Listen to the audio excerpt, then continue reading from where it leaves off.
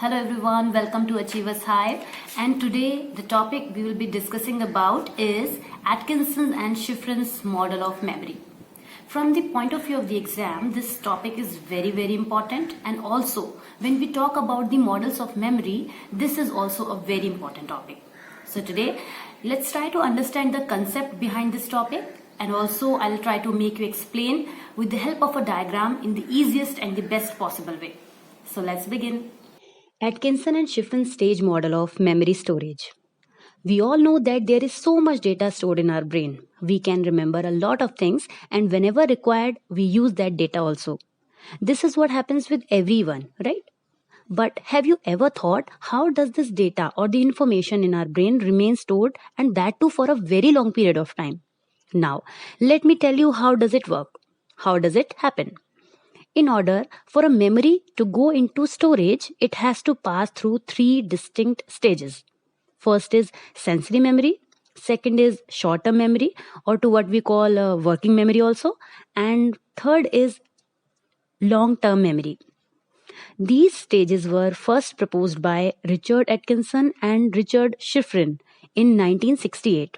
And on the basis of three stages, they gave a model of memory which is known as Atkinson and Shiffrin stage model of memory. Now, with the help of this picture, we'll try to understand what this model says.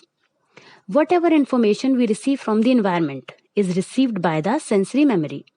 Now, this is the memory where the information is stored for the fraction of seconds. It is different for the visual impact, and it is also different for the audible impact.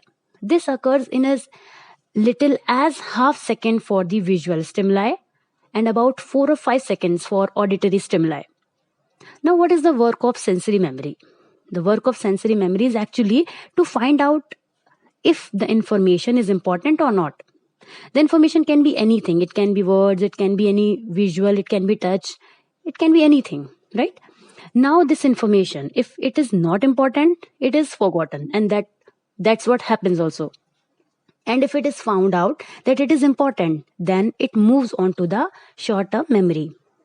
Now, what happens in short-term memory? This memory can memorize for the seconds, for few seconds, maybe around 20 to 30 seconds. And also, we have studied already that in short-term memory, 7 bits of data can remain stored to what we call Miller's magic number, right?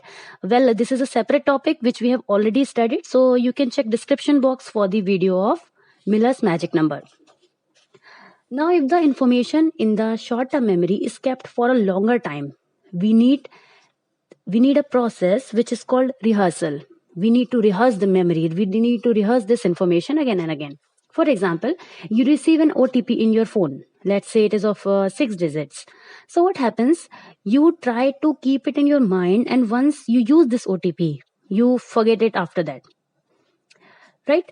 So, and on the other side, if the information is found to be relevant and has to be remembered for a longer time, let's say your own phone number, you buy a new SIM and you have to remember that phone number just in case you have to give it to others. So you try to keep that number in your mind.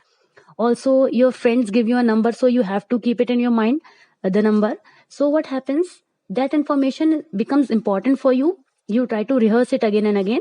So after the rehearsal, the information gets stored in the long-term memory. And in long-term memory, information remains for a longer amount of time. And whenever required, it can be retrieved from there. Now, transfer of information from short-term memory to long-term memory can be done by semantic processing.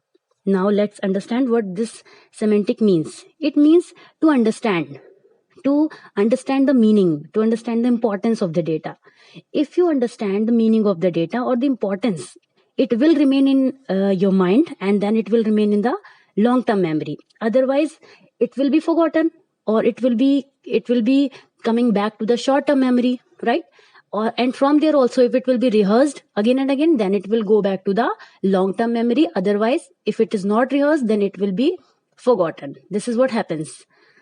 So, in this model, we actually discussed how memory works according to the model of Atkinson and Shiffrin stage model.